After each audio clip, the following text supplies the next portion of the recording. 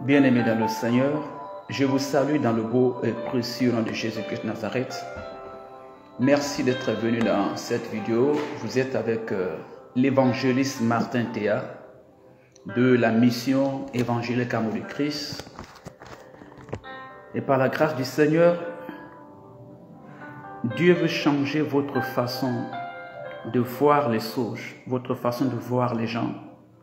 Dieu veut changer votre façon de comprendre les choses. Et Dieu veut vous libérer, il veut vous bénir. Vous êtes troublé, vous êtes inquiet, vous ne savez pas que faire. Parfois même, vous partez à l'église, vous suivez des enseignements et des prédications. Mais avec tout cela, il y a le doute dans votre cœur. À travers ces enseignements, ouvrez votre cœur. Et le Seigneur va enlever ces doutes qui sont dans votre cœur. Il va vous bénir, va vous libérer. Au nom de Jésus-Christ, prions. Seigneur, merci pour ton enfant qui me suit, qui m'écoute maintenant. Je recommande ce moment entre tes mains et je te prie, ô Dieu, de venir et de nous conduire et de nous libérer, Saint-Esprit, par ta main puissante. Touche le cœur de mon frère, touche le cœur de ma soeur. Oui, je sais que tu l'as fait en ton image et que, Seigneur, même si que cette image a été abîmée par Satan ou par des problèmes ou par lui-même, je sais que tu veux restaurer cette image qu'il est. Visite-le de gloire. Révèle-toi à lui. Révèle-lui à lui-même. Touche son intelligence et son cœur afin qu'il puisse comprendre la vérité de ta parole, tes œuvres et tes actions, entendre et comprendre ta parole et que son cœur soit touché afin que sa vie puisse être changée.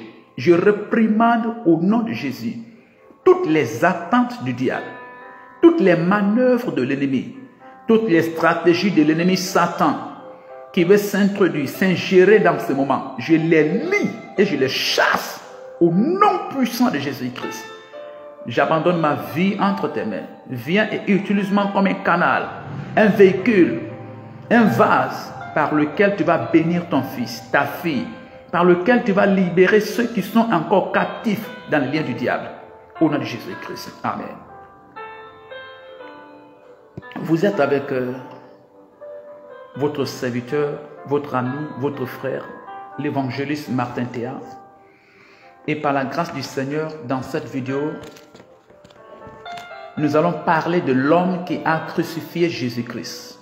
Dans cette vidéo, l'homme qui a crucifié Jésus-Christ. Nous savons très peu de choses sur cet homme. On ne connaît pas son nom, on ne connaît pas son domicile, on ne connaît pas son âge, on ne connaît pas sa nation. Rien, nous ne connaissons rien de cet homme en réalité. Mais on sait qu'il accomplissait son service dans la province de Judée. En tant que soldat, en tant qu'officier, il servait dans la province de Judée. C'était lui qui était chargé de la crucifixion de Jésus. Et c'est lui qui a exposé Jésus-Christ à la crucifixion, à la moquerie de cette grande foule qui était là à la croix et qui regardait. Alléluia. Nous pouvons lire cela dans l'évangile de Matthieu, le chapitre 27. Nous lisons à partir du verset 33 jusqu'au verset 53. Prenez votre Bible et nous allons lire. Prenez votre Bible. L'évangile de Matthieu, le chapitre 27. Merci Jésus. Si vous venez d'arriver, aimez la vidéo, likez la vidéo au maximum et partagez. Invitez vos bien-aimés, vos frères et sœurs, et Dieu va vous bénir puissamment.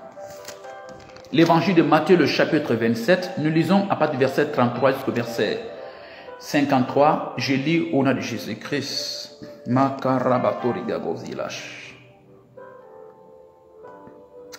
Arrivé au lieu nommé Golgotha, ce qui signifie lieu du crâne, ils lui donnèrent à boire du vin mêlé de fiel. Mais quand il eut goûté, il ne voulut pas boire. Verset 35. Après l'avoir crucifié, ils se partagèrent ses vêtements en tirant au sort, afin que s'accomplisse ce qui avait été annoncé par le prophète. Ils se sont partagés mes vêtements et ils ont tiré au sort ma tunique. Verset 36. Puis Ils s'assirent et le gardèrent. Verset 37. Pour indiquer le sujet de sa condamnation, on écrivit au-dessus de sa tête: celui-ci est Jésus, le roi des Juifs.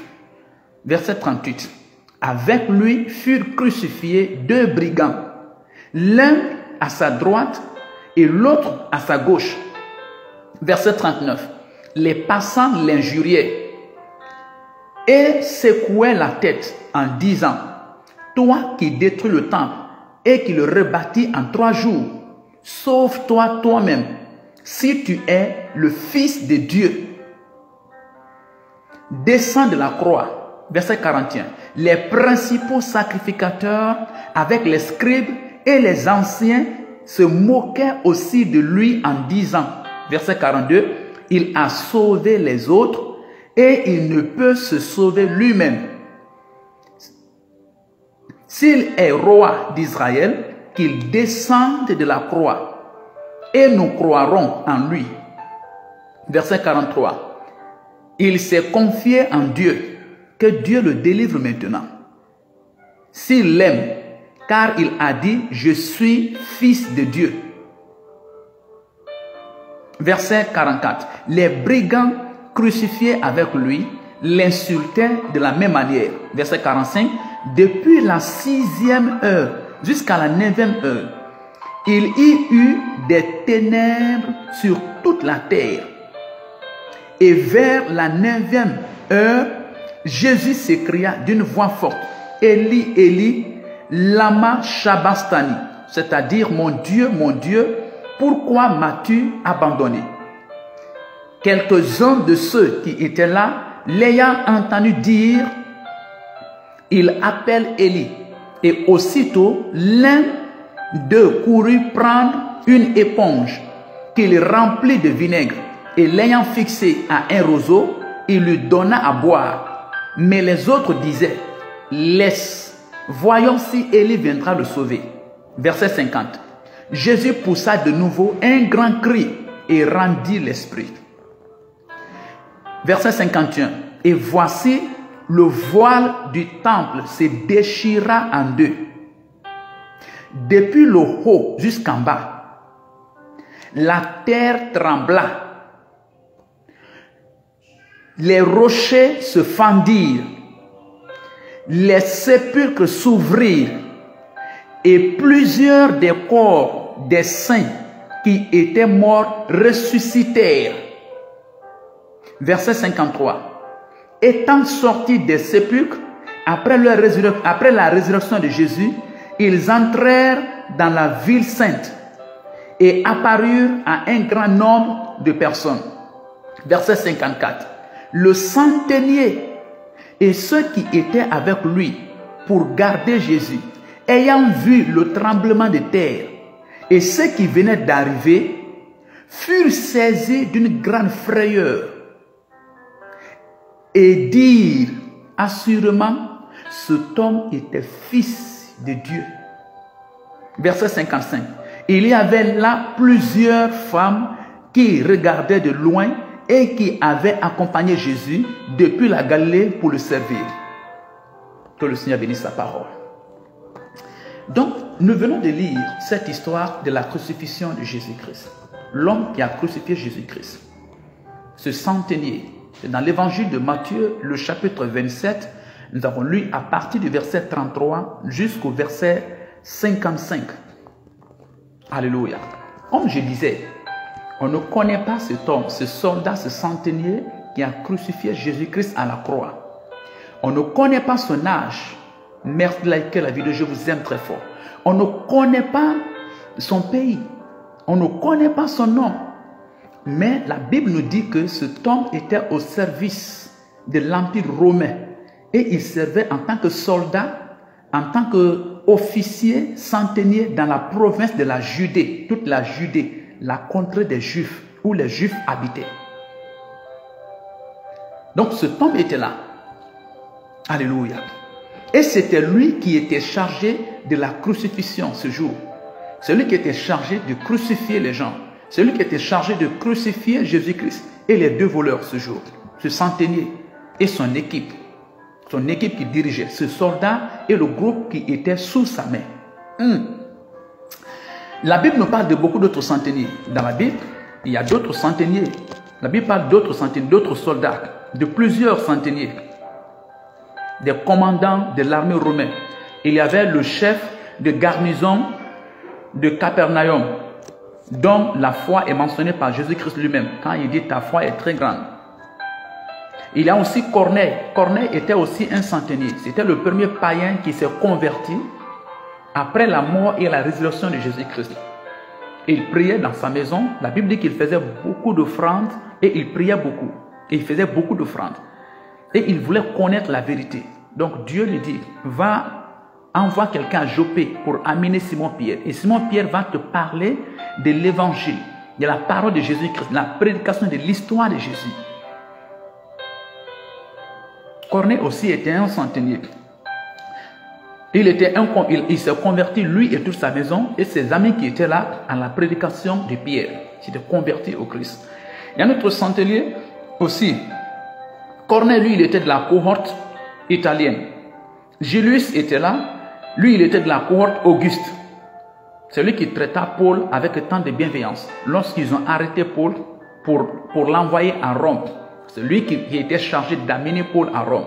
Et la Bible montre dans le livre des Actes des Apôtres comment ce centenier romain, soldat romain, a pris soin à traiter Paul avec une bienveillance. Ils ont voulu tuer tous les prisonniers qui étaient dans la barque. Mais à cause de Paul, il a empêché les autres de tuer les prisonniers. C'était un autre centenier. Et maintenant le centenier qui crucifia Jésus-Christ. Le jour de la mort de Jésus-Christ. Le jour où Jésus fut crucifié à la croix. Avec deux voleurs. Au milieu de deux voleurs. De deux brigands, de deux bandits. Le premier. Alléluia. Le jour de la mort de Jésus-Christ. Au moins 2 personnes se sont converties. Le jour où Jésus est mort à la croix, ce jour-là, 2 personnes se sont converties. 2 personnes sont venues à Jésus-Christ. Ce jour-là, il y avait une foule qui était là. Il y avait des soldats, il y avait les religieux, il y avait la foule, et il y avait les 2 brigands qui étaient là. Jésus aussi était là. Ce jour où ils ont crucifié Jésus-Christ. Dans cet événement, Jésus a converti 2 personnes. Jésus a sauvé 2 personnes. Jésus a libéré 2 personnes. Merci d'être venu, ma fille. Aimez la vidéo et partagez au maximum. Jésus a libéré 2 personnes, il a sauvé 2 personnes ce jour. La première personne était un juif sur la croix qui était à côté de lui. C'était un juif. Ce voleur était un juif. Il était à la croix à côté de Jésus-Christ. La première personne que Jésus a sauvée. La deuxième personne était un centurion, un centenier, c'était un soldat, un commandant qui était au pied de la croix de Jésus-Christ.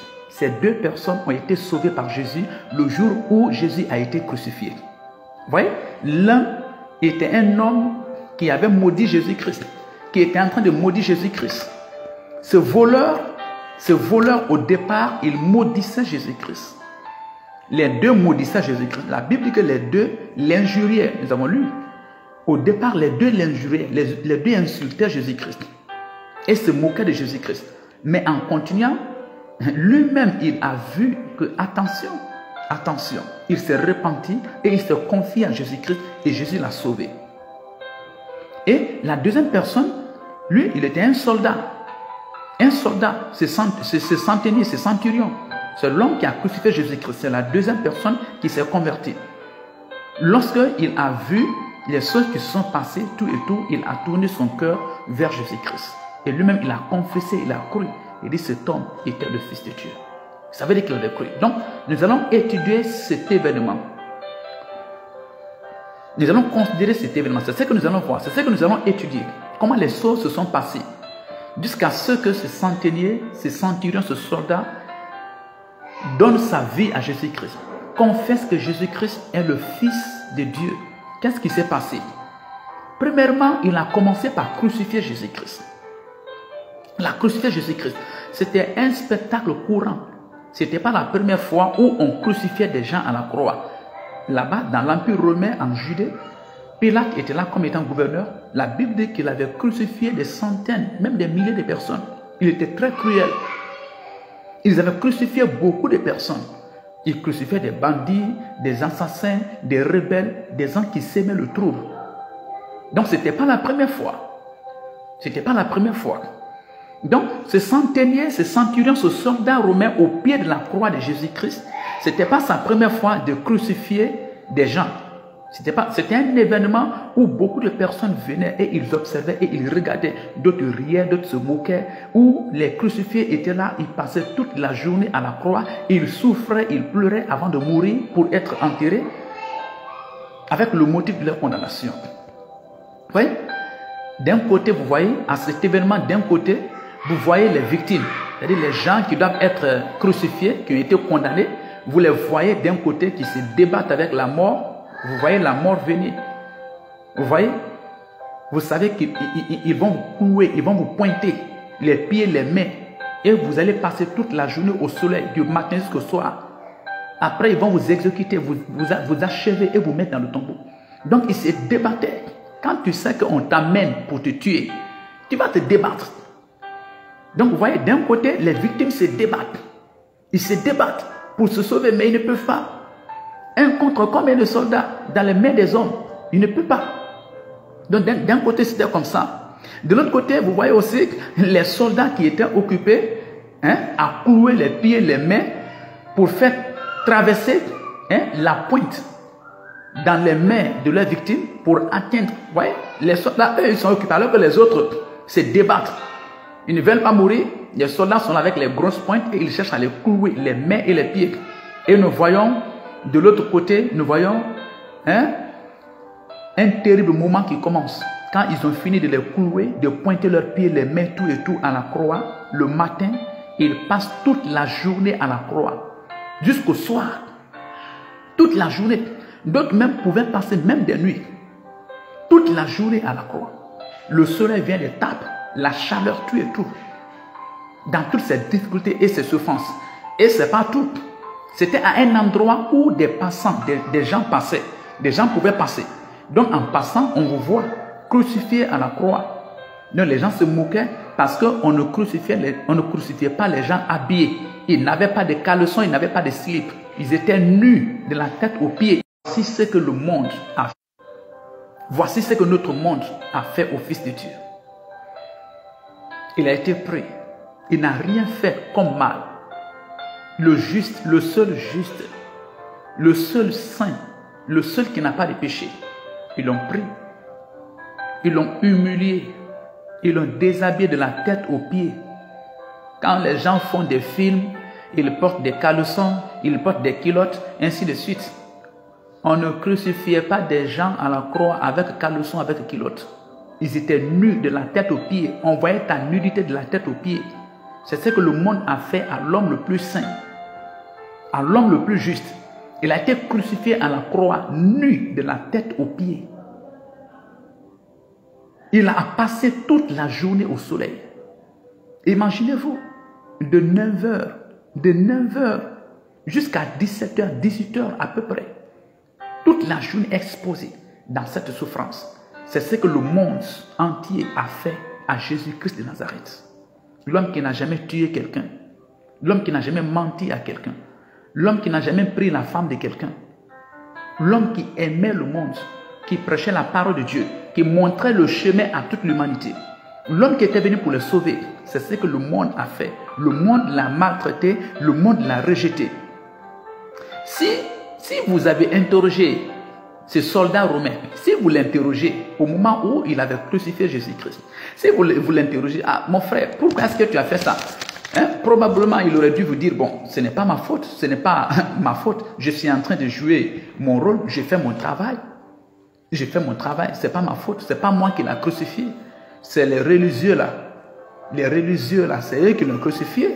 Les scribes, les pharisiens et cette foule qui est en train de se moquer, ils sont coupables aussi. Et les gens qui ont ordonné sa condamnation. Mais il l'avait fait. Il l'avait fait, il a suivi la foule qui se moquait. Il a suivi cette foule. Il n'a pas cherché à voir la vérité. Il n'a pas cherché à être attentif. Il a suivi la foule qui se moquait. Il a suivi les accusations, la jalousie, les tromperies. des chefs religieux. Il a suivi les hommes et ils ont crucifié le seul juste, le seul qui est sans péché, le saint des saints. Il a Karabagos. Il n'avait pas de Bible en ce moment. En ce moment, au moment où on crucifiait Jésus-Christ, la Bible n'était pas dans un livre complet comme on a le Nouveau Testament, l'Ancien Testament. Non, il n'avait pas de Bible. Mais au moins, Jésus a dit des paroles. Il a entendu les paroles de Jésus-Christ. Les gens qui étaient autour, la foule, les voleurs qui étaient à la croix, et même les religieux qui étaient autour d'eux, parlaient, ils disaient des choses de Jésus-Christ. Et ça tombait dans ses oreilles. Et il a vu des choses qui se sont produites ce jour. Il y a eu des tremblements de terre, des rochers se sont fendus, la nuit, minuit est venu à 12 heures sur toute la terre, des morts sont sortis des tombeaux, ils sont rentrés dans la ville, il y a eu des tremblements, il a vu toutes ces choses. Il a Karabagos. Tout cela s'est passé devant ce tombe. Tout cela s'est passé devant ce tombe. Il Karabagos Turikalabagas, Yambra Kataragos. Alléluia. Oh, alléluia. Karabakotori Brandagos. Il embrasse Talagagos. Oh, Saint-Esprit de Dieu. Makaragos Tori Brandagos. Merci Jésus. Merci Jésus. Merci Jésus. Merci Jésus. Merci Jésus. Wow. Merci Jésus. Tout cela s'est passé devant ce tombe. Tout cela s'est passé devant ce tombe. Et maintenant, Dieu accorde le salut à tous. Dieu accorde le salut à toute l'humanité. Vous irez au ciel, vous n'irez jamais en enfer. C'est ce que la Bible dit dans Hébreux le chapitre 2, le verset 3. Lisons. Tenez votre Bible. Dans Hébreux le chapitre 2, le verset 3. Tenez votre Bible. Il a Karabakotosh. Il a Mbrazolaka. Hébreux le chapitre 2, le verset 3. Merci Jésus. Merci Jésus-Christ. La Karabakosh. Hébreux le chapitre 2, le verset 3. Je lis au nom de Jésus-Christ. Comment échapperons-nous en négligeant un si grand salut?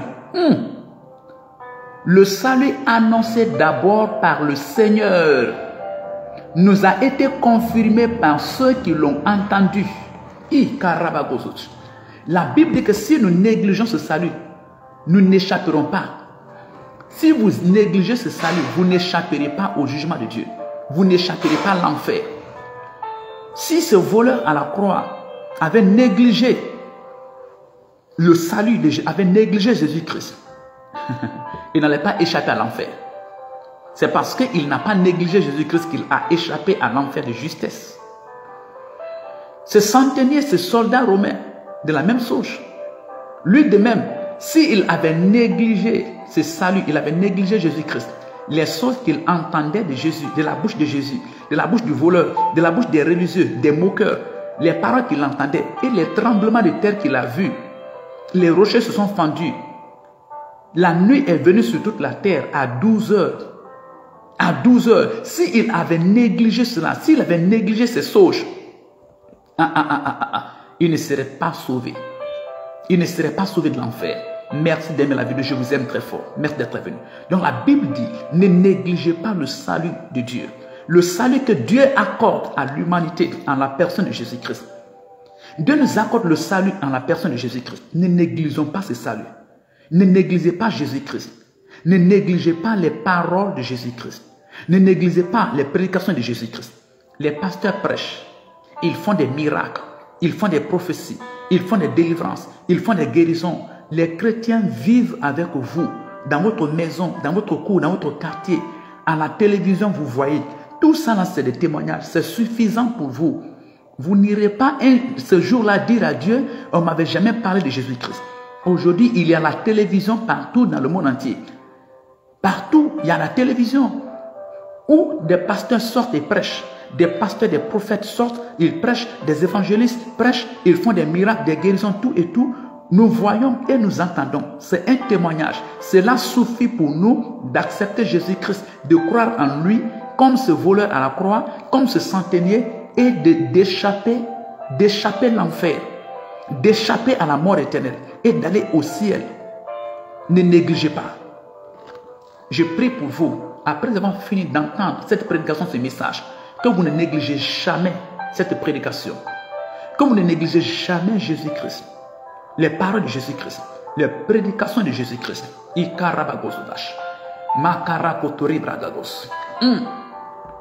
En dehors de Jésus-Christ, il y a bragos, personne ne sera épargné. En dehors de Jésus-Christ, il n'y a pas de salut. Merci d'aimer la vidéo, je vous aime très fort. En dehors de Jésus-Christ, personne ne peut être épargné. En dehors de Jésus-Christ, vous ne pouvez pas échapper à l'enfer. Sans Jésus-Christ, vous ne pouvez pas échapper à l'enfer. Aucune religion, aucun prophète, aucun homme, aucune œuvre ne va vous sauver. Donc Jésus-Christ vient pour que vous l'acceptiez, afin que vous puissiez échapper à l'enfer, afin que vous échappez à la mort. Est-ce qu'on vous demande de payer 30 millions? Est-ce qu'on vous demande de jeûner? Est-ce qu'on vous demande de faire un sacrifice? Non. Vous avez juste entendu parler de Jésus-Christ. Et vous voyez ces paroles. Vous-même vous analysez. Vous-même vous réfléchissez. Et vous voyez les témoignages. Vous mettez simplement votre foi en Jésus. Vous l'acceptez comme votre Seigneur, votre Sauveur. Vous vous soumettez à lui. Vous avez échappé à l'enfer. Et c'est de votre vivant maintenant là que vous devez le faire. C'est maintenant que vous êtes vivant là que vous devez le faire. Après la mort, ce n'est pas possible. Après votre mort, ce n'est pas possible. Ce n'est pas possible. Donc, en écoutant ce message, en écoutant cet enseignement, cette prédication, tournez votre cœur vers Jésus-Christ et il va vous sauver. Dieu va juger le monde à la lumière de ce que le monde a fait à son Fils Jésus-Christ à la croix.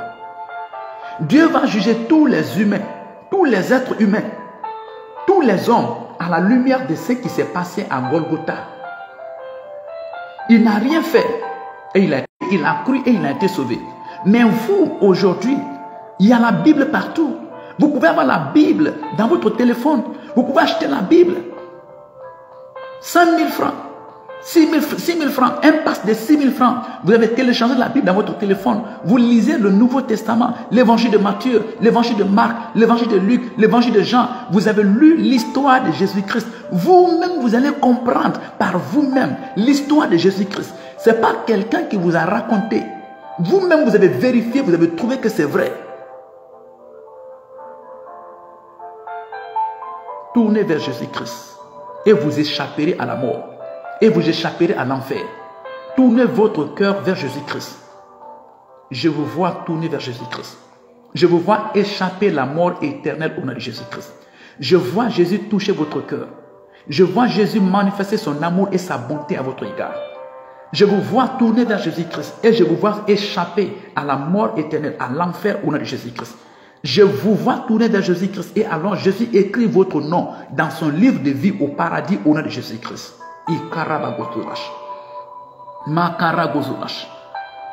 Alléluia.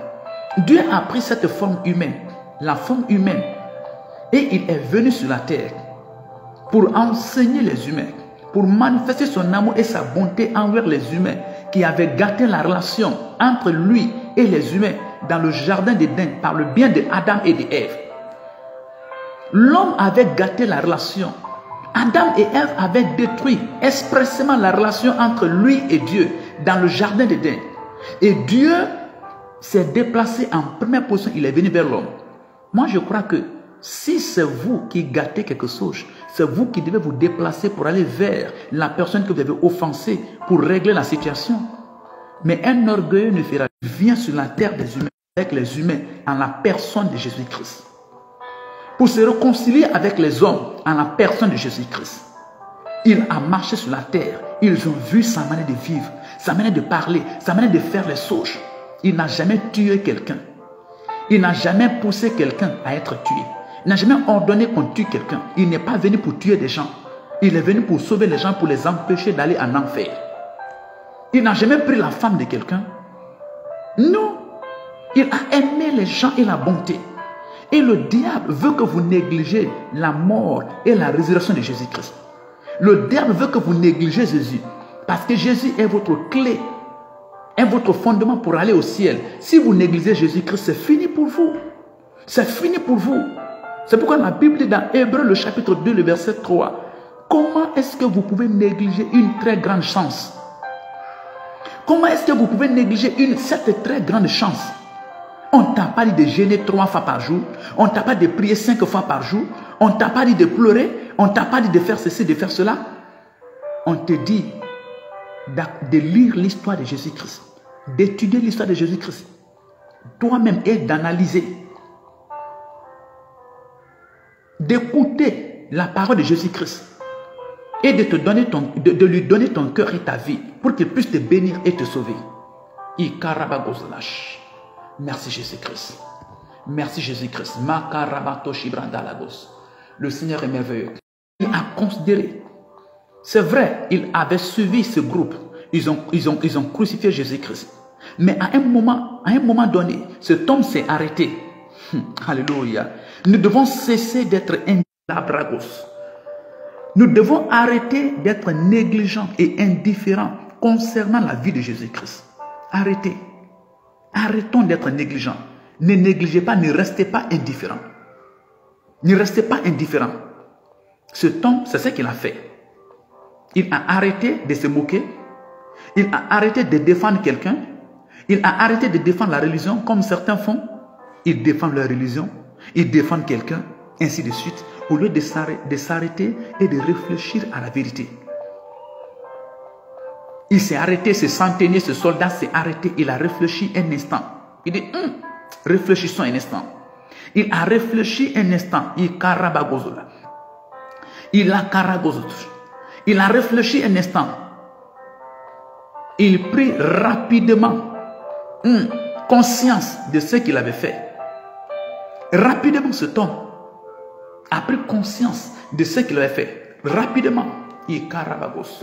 Moshe Karabagos. Oh, la lumière n'est pas bonne ici. Il y a Karabagos. Est-ce qu'on peut changer de position? Il a Karabatariagos. Il est Brakatagos. Rapidement, il a pris conscience de ce qu'il avait fait. Makaragos. La lumière n'est pas bonne ici. Il a Brakatariagos. Merci Père. Merci Jésus-Christ. Merci Roi de gloire. Il a Brakatagos de la cache. Oh Saint des Saints. Merci Jésus-Christ. Voilà. Merci Jésus. Merci Jésus-Christ. Oh, merci Papa. Merci Seigneur. Le diable était menteur. Il a Karagozola Kalagos. Makarabragozi de gauche. Merci Jésus-Christ. Je crois que c'est bon ici. Merci Père. Alléluia. Alléluia. Alléluia. Nakaragos. Cet homme s'est arrêté un instant. Il s'est arrêté un instant. Il a rapidement pris conscience de ses actes, de son comportement, de son attitude. Rapidement, il a pris conscience de ce qu'il avait fait. Il avait crucifié le juste. Vous voyez, il commença à considérer Jésus-Christ et à ne pas... et il a commencé à considérer Jésus-Christ et à mesurer la véritable valeur, la véritable personne de Jésus-Christ. Il a commencé à considérer Jésus-Christ. Il n'avait jamais vu un tel calme face à une telle cruauté. Il avait crucifié beaucoup de personnes. Il avait crucifié beaucoup de personnes. Mais Jésus était calme. La Bible dit qu'on lui faisait tout cela. Il était comme une brebis qu'on mène à l'abattoir. Oui, il ne menaçait pas, il ne disait aucun mot. Il ne menaçait pas. Comme si quelqu'un qui connaissait, qui sait ce qui lui arrive. Comme si quelqu'un qui avait un objectif. Ce n'était pas la première fois que ce soldat romain crucifie des gens à la croix. C'était son habitude, c'était son travail. Mais cette fois-ci, dans le cas de Jésus-Christ, c'était un cas très spécial, très spécifique. C'était un cas spécial. Il a observé Jésus-Christ. D'abord, il a vu tous les autres. On dit voleur, on dit brigand, on dit bandit, on dit assassin. Il a suivi la femme de l'autre. Il a tué, il a fait ceci. Mais pour Jésus-Christ, on écrit sur sa tête, comme motif de sa condamnation, roi des Juifs. Celui-ci a dit qu'il est roi des Juifs. Alléluia. Alléluia. C'est très ridicule. C'est très ridicule. Pour Jésus-Christ, c'est ce qu'il a vu. C'est ce qu'il a vu pour Jésus-Christ. Et il a entendu Jésus dire, Père, pardonne-leur, car ils ne savent pas ce qu'ils font. Il dit, Père, pardonne-leur, car ils ne savent pas ce qu'ils font. Il a entendu Jésus-Christ. D'abord, le motif de sa condamnation, c'est parce qu'il a dit qu'il est le roi des Juifs. C'est ça qu'ils ont écrit en haut. Et je pensais qu'au moins il a dit qu'il est, au moins qu'il est un voleur. Au moins qu'il est un bandit. Je pensais qu'il avait suivi la femme de quelqu'un. Je pensais qu'il avait pris beaucoup de femmes. Je pensais qu'il était un menteur, un malfrat. Aïe! Mais parce qu'il a dit qu'il est le roi des Juifs, parce qu'il a dit qu'il est le Fils de Dieu, voici le motif de sa condamnation. C'est la raison pour laquelle ils ont tué Jésus-Christ. C'est la raison pour laquelle ils ont crucifié Jésus-Christ à la croix. Et ce soldat a observé cela, il a remarqué cela. Pour les autres, on a écrit voleur, on a écrit brigand, bandit, assassin, meurtrier, menteur, tel, trahison. Toutes les personnes qu'il a crucifiées, c'était comme ça. Mais cette fois-ci, dans le cas de Jésus-Christ, il ne voit pas trahison, il ne voit pas péché, il ne voit aucun péché. Pourquoi on va écrire menteur? Il est sans péché. Vous voyez?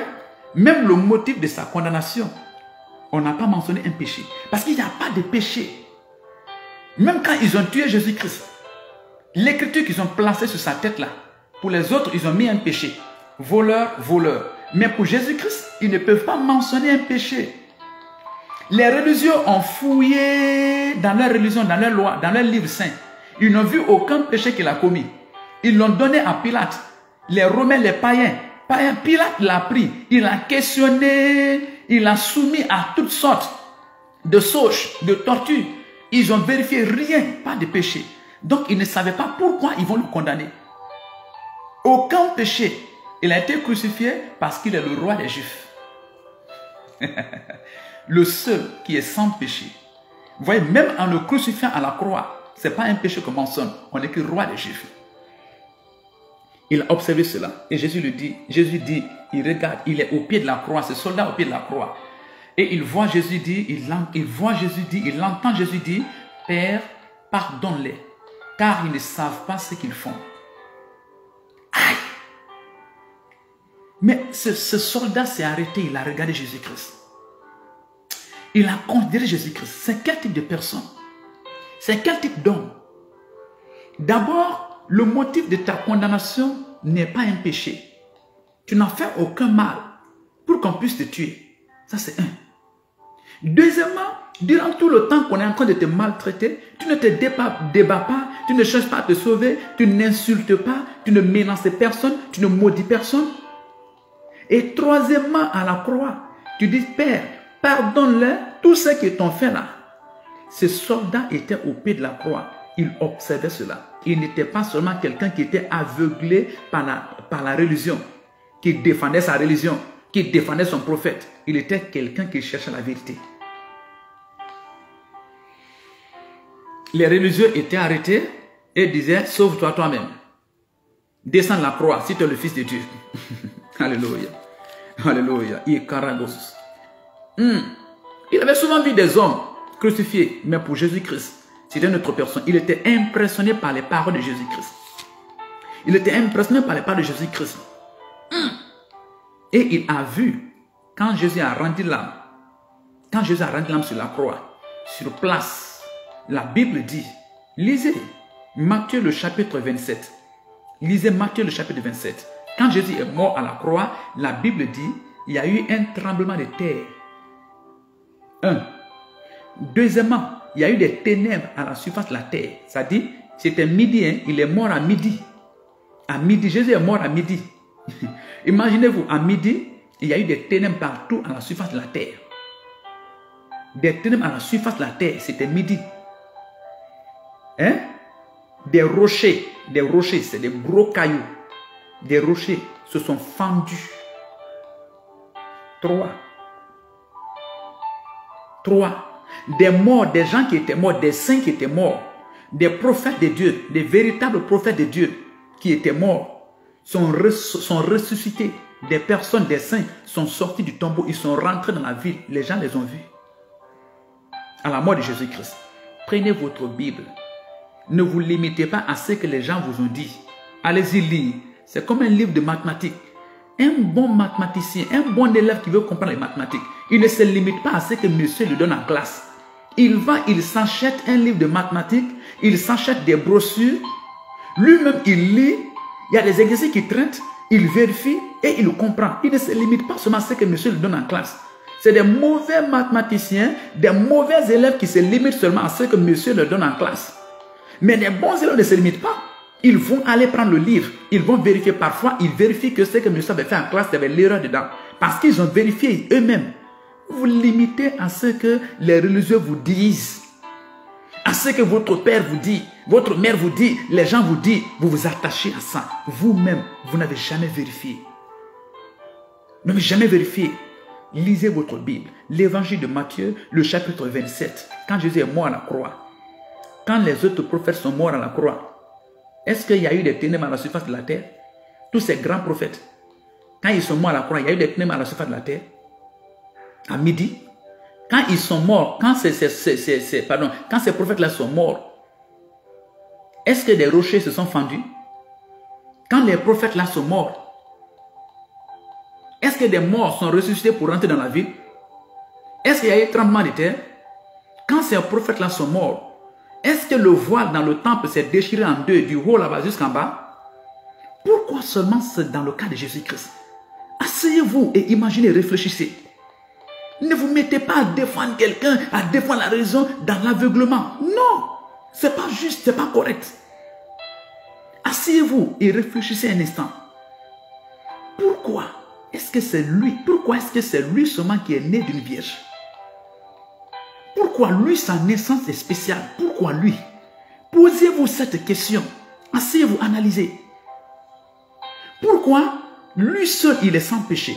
Tous les autres prophètes, les autres serviteurs de Dieu, les autres humains, les autres messagers sont des pécheurs, ils ont péché. Mais pourquoi lui seul, il n'est pas un pécheur? Pourquoi, quand il est mort à la croix, les autres sont morts, on les a enterrés? On les a enterrés, rien ne s'est passé. Tous les autres prophètes, les autres messagers, les autres envoyés de Dieu, les autres serviteurs de Dieu. Mais pourquoi seulement c'est dans le cas de Jésus-Christ encore, quand il est mort à la croix, il y a eu des ténèbres à la surface de la terre, à midi, il y a eu des tremblements de terre. Pourquoi seulement à la mort de Jésus-Christ? Des rochers se sont fendus. Le voile qui était dans le temple, le rideau qui était dans le temple s'est déchiré en deux. Pourquoi seulement c'est à la mort de Jésus-Christ? Si vous vous asseyez, vous réfléchissez à ces questions, vous verrez que c'est parce qu'il est le Messie. C'est parce que c'est lui seul qui est le Messie. C'est parce que c'est lui seul qui est le sauveur du monde. Le sauveur de toute l'humanité. Le sauveur du monde. Le seul qui est sans péché.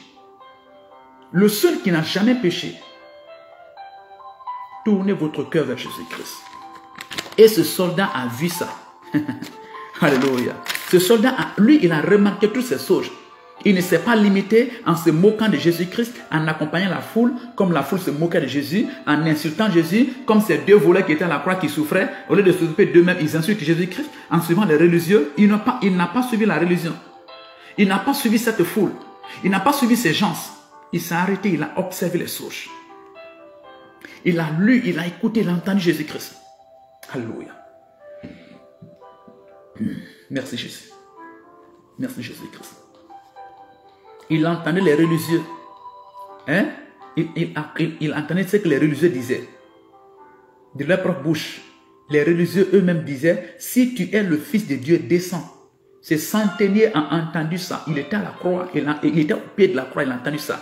Les religieux n'ont pas mentionné un autre péché. C'est parce qu'il a dit qu'il est le Fils de Dieu. Si tu es le Fils de Dieu, descends. Et nous voulons voir. Donc, Jésus disait qu'il était le Fils de Dieu. C'est pourquoi ils l'ont crucifié. Les religieux disaient cela. Le centenier entendait. Les brigands l'injuriaient et disaient, n'es-tu pas le Christ? Sauve-toi toi-même et sauve-nous. Les brigands l'insultaient et disaient cela. N'es-tu pas le Christ? Sauve-toi toi-même et sauve-nous. Il a entendu cela. Et il a vu tous ces mouvements qui sont passés. Il a entendu dans la bouche de Jésus-Christ. Mon Père, pardonne-les. Ô Seigneur, quand Jésus a rendu l'âme, finalement, son cœur a été touché. La Bible dit qu'il a eu peur. La crainte de Dieu l'a saisi. Il n'a jamais vu un homme sans péché. C'est seulement Dieu qui est sans péché. Quand on dit qu'il est Dieu, tu dis comment? Est-ce qu'il y a un homme qui est sans péché? Dis-moi, s'il y a un homme qui est sans péché, un descendant d'Adam qui est sans péché, il n'y a pas un homme sans péché. Le seul qui est sans péché, c'est Jésus-Christ. Ça veut dire qu'il est Dieu. C'est seulement Dieu qui est sans péché. Seulement Dieu qui est sans péché. Un homme sans péché, seulement Dieu. Il a vu ça. Il a eu peur. Il s'est mis à genoux. Son cœur a été touché. La crainte de Dieu lui a touché. Tu peux lire ça. Matthieu, le chapitre 27. Lis à partir du verset 50. Matthieu 27 à partir du verset 50. Lis l'histoire jusqu'au verset 53. Matthieu 27, 50 à 53. Lis cette histoire. À partir du verset 40, pardon. À partir du verset 40 jusqu'au verset 53. Tu vas voir. Il a dit certainement cet homme était fils de Dieu. Certainement cet homme était fils de Dieu. Il a cru en Jésus-Christ. Il a cru en Jésus-Christ. Est-ce que considérez-vous Jésus-Christ comme ce centenier a considéré Jésus-Christ? Est-ce que voyez-vous Jésus comme ce centenier a vu Jésus-Christ? Ou bien, vous vous limitez à ce que les gens vous ont dit? Vous voyez? Vous voyez? Changez votre manière de voir les choses. Lui-même, il a vu, il a entendu, il a analysé. Lui-même, il finit par réaliser, par confirmer que Jésus-Christ était le Fils de Dieu. Il dit certainement cet homme était Fils de Dieu. Alléluia. Alléluia. Et il a cru, c'était la deuxième personne. Souvenez-vous, le voleur, l'un des voleurs qui l'injuriait, après un certain moment, lui aussi, quand il a fini d'observer les sauges, il s'est arrêté là. Lui aussi, la crainte de Dieu l'a saisi. La crainte de Dieu l'a saisi.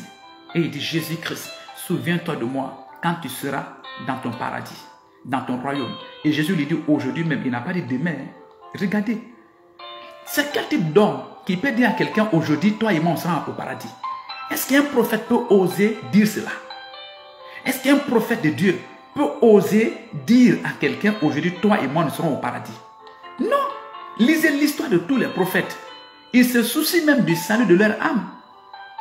Ils se soucient même du salut de leur âme. Ils prient même que Dieu les sauve pour qu'eux, ils rentrent au paradis. Lisez l'histoire de tous les prophètes. Cherchez à voir, est-ce qu'un prophète était sûr du paradis, de son paradis? Et même, ils priaient pour que Dieu sauve leur âme. Ils priaient pour que Dieu sauve leur âme. Et d'autres même ont dit, ah, je ne sais pas. D'autres même ont dit, je ne sais pas. Et effectivement, ils ne savaient pas. Après leur mort, tous ces prophètes, quand ils sont morts, ils ont été retenus dans les liens de la mort. Ils ont été enchaînés dans les liens de la mort. Tous les prophètes qui avaient foi en Dieu, les véritables prophètes, ils étaient enchaînés dans les liens de la mort. Il a fallu que Jésus aille les libérer là-bas pour qu'ils rentrent avec eux au paradis. Vous voyez? Jésus dit à ce voleur, il dit, aujourd'hui même, toi et moi, nous serons dans le paradis de Dieu. Vous pouvez lire ça dans Luc le chapitre 23. Vous pouvez lire ça, Luc le chapitre 23. Alléluia. Alléluia. Il dit aujourd'hui même, toi et moi, nous serons dans le paradis de Dieu. Toi et moi, nous serons dans le paradis de Dieu. Aujourd'hui même. Merci Seigneur. Lisez Luc le chapitre 23. Vous allez trouver ça là-bas. Toi et moi, nous serons dans le paradis de Dieu. Luc 23, le verset 43. Luc 23, 43. Lisez. Jésus dit à ce voleur, il dit aujourd'hui même, toi et moi. Pourquoi? C'est ça. Celui qui dit à Jésus, souviens-toi de moi. Jésus te dit aujourd'hui même, ton nom est écrit au paradis. Si, alors que vous m'écoutez, vous suivez cet enseignement, cette prédication, si vous mettez votre foi en Jésus, vous analysez, vous croyez en Jésus et vous dites, Jésus, je crois en toi, souviens-toi de moi. Jésus vous dira aujourd'hui même, j'ai écrit ton nom. Je vois Jésus écrire votre nom dans son livre de vie. Je vois Jésus écrire votre nom dans son livre de vie. Alléluia. Dites seulement, Jésus-Christ, souviens-toi de moi. Souviens-toi de moi comme tu te souviens de ce voleur. Tournez votre cœur vers Jésus-Christ. Qui? Quel est cet homme? Quel est ce serviteur de Dieu, ce messager de Dieu? Quel est même cet ange? Même un ange, il peut oser dire à quelqu'un, aujourd'hui même tu rentres au paradis, toi et moi? Est-ce qu'un ange peut même oser le faire? Un ange ne peut pas oser le faire. Même un ange ne peut pas oser dire à un homme, aujourd'hui toi et moi on rentre au paradis. Ils n'ont pas ce kilo. Ni un ange, ni un prophète. Ils ne peuvent pas. Jésus dit à cet homme, aujourd'hui, toi et moi, nous serons dans le paradis. Parce qu'il est Dieu qui a pris la forme humaine, qui qui est venu dans ce monde pour sauver les hommes. Ce que Adam et Ève avaient gâté dans le jardin, la relation que Adam et Ève avaient gâtée, il est venu pour restaurer. Asseyez-vous et analysez. On te dit, il faut défendre ta religion. Il faut défendre ton prophète. Un bon tel, un bon religieux défend sa religion. Nous, on ne défend pas la religion. Je ne défends pas Jésus. Je te dis d'analyser toi-même. Il ne te force pas. Hein? Il faut prendre la Bible, tu vas lire, tu vas analyser. Ce que tu trouves, si c'est vrai, accepte. Si ce n'est pas faux, n'accepte pas. Je ne défends pas la religion. Tu n'as jamais vu les chrétiens prendre le couteau et puis courir derrière les gens pour dire qu'il faut que tu acceptes Jésus forcé? Non. On ne défend pas Jésus. Tu vérifies toi-même, tu trouves que c'est vrai et tu acceptes. On ne défend pas. On va te dire, tu dois défendre ta religion, tu dois défendre ta religion. On ne défend pas le mensonge. Si c'est vrai, il ne faut pas défendre. Alléluia. Tourne vers Jésus-Christ. Et tu seras sauvé au nom de Jésus-Christ. Donc, quelle est votre position? Quelle est votre position après avoir écouté cet enseignement? Le jour de la mort de Jésus-Christ, il a sauvé 2 personnes. Le jour où Jésus est mort. Quand ces événements se sont produits, le voleur qui était à la croix, et il a dit à Jésus, souviens-toi de moi, Jésus. Quand tu viens dans notre règne, Jésus dit, aujourd'hui même, toi et moi. Le centenier qui a entendu les paroles de Jésus-Christ, les paroles des gens, et il a vu les choses qui se sont produites. Il a eu peur. Parce qu'il avait l'habitude de crucifier des gens à la croix. Ces choses ne se sont jamais produits. Il a crucifié même des religieux à la croix, des chefs religieux à la croix. Ces choses ne se sont jamais produits. Sauf le cas de Jésus, que la crainte de Dieu rentre en lui. Il a dit certainement cet homme était fils de Dieu. Il a cru. Il a été sauvé. Si vous aussi vous croyez que Jésus est le fils de Dieu, bien sauvé. Quelle est votre position? Il y a 3 positions. Il y a 3 positions. Alléluia. Vous pouvez vous aligner derrière ceux qui se moquent. Cette foule qui se moquait. Et ces religieux qui insultaient Jésus-Christ. Vous pouvez être de leur côté. Vous mettez de leur côté, vous insultez, vous vous moquez. C'est ça, il y a des moqueurs. Ils connaissent la vérité. Ils connaissent la vérité. Mais comme là où il y a la foule, c'est là-bas ils vont dans la foule. Vous pouvez suivre la foule, vous rentrez en enfer. Hein. Ne suivez pas la foule pour aller en enfer. On est plus nombreux. On est plus nombreux. On est plus nombreux. Ne suivez pas la foule pour aller en enfer.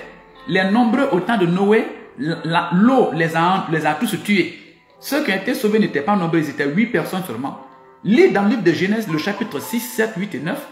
Sur toute la terre, Dieu a sauvé seulement 8 personnes. Tous les nombreux là sont morts dans l'eau. Il ne faut pas dire qu'on est nombreux. Si vous êtes nombreux, vous allez mourir dans l'enfer. On est plus nombreux. On est plus nombreux. Ce n'est pas ça qui est le problème. Est-ce que c'est la vérité? C'est vrai, on est nombreux, c'est la vérité. Ne vous alignez pas derrière les gens. Ne vous alignez pas derrière la religion, derrière le groupe, pour vous moquer de Jésus, pour insulter Jésus-Christ. Quelle est votre position? Il y en a aussi, ils écoutent le message de Jésus, ils voient, ils savent que c'est vrai. Mais ils ne prennent pas de décision. Ils ne sont ni avec ceux qui se moquent de Jésus-Christ, ils ne sont ni avec Jésus-Christ. Ils sont au milieu. Il y a des gens comme ça aussi. Si vous restez dans cette position, vous irez aussi en enfer. C'est seulement ceux qui ont cette position, celle d'accepter Jésus-Christ. Tu entends parler de lui, tu vois les sauges, tu lui donnes ta vie, tu crois en lui. C'est ceux-là qui iront au ciel. C'est ceux-là qui échappent en enfer. Comme ce voleur a échappé de justesse l'enfer. Comme ce soldat, ce centenaire, il a été sauvé. Il a échappé l'enfer.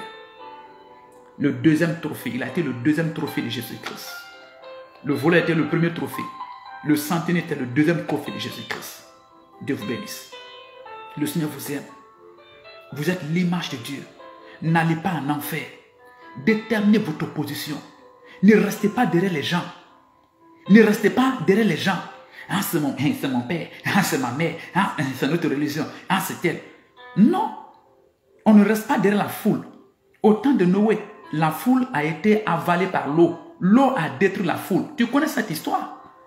Tu connais cette histoire? C'est seulement 8 personnes qui ont été sauvées. Noé, ses 3 fils et les 3 femmes de leurs fils. C'est eux seulement qui ont été sauvés. Soyez Jésus-Christ. Acceptez Jésus-Christ. Ne restez pas aussi au milieu. Moi, je suis partout. Moi, je vais par là. Il y a des gens comme ça. Non. La position doit être claire. Jésus était mort clairement. Clairement. Donc, votre position doit être claire. En écoutant cette parole. Que la crainte de Dieu saisisse votre cœur, votre esprit. Tournez vers Jésus. Acceptez Jésus. Lisez l'histoire de Jésus-Christ. Marchez d'après les conseils de Jésus, d'après les pensées de Jésus-Christ. Dirigez vos finances, votre vie, la vie de votre femme, de vos enfants, votre entreprise, votre foyer, votre famille. Soumettez-vous à Dieu, votre personnalité, votre façon de voir, votre façon de parler, votre attitude, votre comportement. Soumettez tout à Jésus-Christ et vous aurez la victoire sur Satan, sur l'enfer, partout au nom de Jésus-Christ. Je vous aime. Je vous aime, mais je ne vous aime pas plus que Jésus-Christ. Jésus vous aime. C'est pourquoi il est mort pour vous. C'est lui qui est mort pour vous. Que le Seigneur bénisse. Seigneur, bénis ton enfant. Dis Seigneur Jésus-Christ, je crois ces messages, cette prédication. Je t'accepte comme mon Seigneur et mon Sauveur. Je suis un pécheur. Toi seul tu es le Sauveur. Je te donne ma vie. Sauve-moi et libère-moi. Pardonne mes péchés. Je crois que tu es mort à la croix. Tu es ressuscité pour me justifier. Tu es à la droite de Dieu le Père. Écris mon nom dans ton livre de vie, dans ton paradis. Au nom de Jésus. Satan, je te renonce. J'ai connu la vérité. Je me soumets à Jésus-Christ. Amen. C'était votre bien-aimé, l'évangéliste Martin Théa, de la mission évangélique Amour du Christ. À très bientôt. Le Seigneur bénisse.